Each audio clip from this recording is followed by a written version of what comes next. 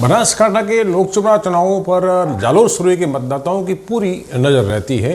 दो महिला शक्ति के बीच जोरदार भिड़ंत देखी गई है। ज्यादा चर्चा कांग्रेस उम्मीदवार ज्ञानीबेन की देखने की मिल रही है। महिलाओं ने अब की बार बनासकांठा में 7% ज्यादा मतदान कर समीकरण बिगाड़ने का प्रयास किया है। बनासकांठा में पूरे चुनाव जातीय समीकरणों पर लड़े गए हैं। यहाँ गांधी और मोदी का फैक्टर कम ही देखने को मिल रहा है। भाजपा में वैसे उम्मीदवार रेखाबेन रही, परंतु असली लड़ाई विधानसभा अध्यक्ष शंकर भाई चौधरी पर्दे के पीछे करते रहे ज्ञानीबेन के साथ में, ये देखने को मिला है। दोस्तों नमस्कार, मैं हूं राव गुमान सिंह और आप देख रहे हैं सर्कल न्यूज़। चैनल को सब्सक्राइब नहीं किया है तो कर लें। तो आते हैं वापस खबर पर।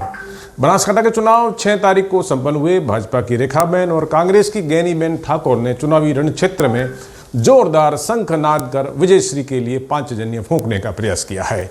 अब बात करते हैं प्रतिशत के आंकड़ों पर, तो इस बार महिलाओं का प्रतिशत वोट प्रतिशत 7% बढ़ा, जिससे बनासकांठा में जातीय समीकरण बिगड़ गया है। थोड़ा सा थराद में 7.72% अधिक मतदान से बीजेपी को फायदा होगा। वहीं दियोदर और पालनपुर में कांग्रेस को बढ़त मिलती दिखाई दे रही है, ऐसा कयास लगाया जा रहा है। बनासकांठा लोकसभा क्षेत्र में इस बार 64.67% मतदान के मुकाबले इस बार 4.94% ज्यादा मतदान बढ़कर 70% के आसपास हुआ है। वहीं थराद, धानेरा, दियोदर में भी 5 से 7% मतदान बढ़ा है। बीजेपी को बढ़त मिलती दिख रही है। कांग्रेस को भी जीत की संभावना दिख रही है। हालांकि अभी सीटों पर बीजेपी कार्यकर्ताओं के अलावा चौधरी समुदाय के युवाओं को भी इस बार चुनावी मैदान में उतरना पड़ा, क्योंकि आगे ठाकुर समाज था जो कि बहुत ही ज्यादा मजबूत और आक्रामक माना जाता है। उनके साथ थराद के पूर्व विधायक गुलाब सिंह भी एक ढाल की तरह ज्ञानीबेन के साथ देखे गए। जिले में सबसे ज्यादा वोटिंग पिछले चुनाव से 7.72% ज्यादा होने से अनेकों प्रकार की चर्चाएं भी है। बीजेपी को फायदा चौधरी समाज जैसा बड़ा वोट बैंक मिलने से हुआ है, और वहीं ठाकुर समाज के वोट बैंक चौधरी समाज से भी ज्यादा होने से ऐसी चर्चा है कि इस लोकसभा चुनाव में कांग्रेस को भी बढ़त मिल सकती है। मतदान के बाद बीजेपी और कांग्रेस के दोनों जिलाध्यक्षों ने भी जीत का दावा किया है। कांग्रेस अध्यक्ष भरत सिंह ने कहा है कि हम 1 लाख वोटों से बनासकांठा फतेह करेंगे। वहीं पालनपुर और दियोदर से भी हमें सबसे ज्यादा बढ़त मिलेगी, यानी कांग्रेस को।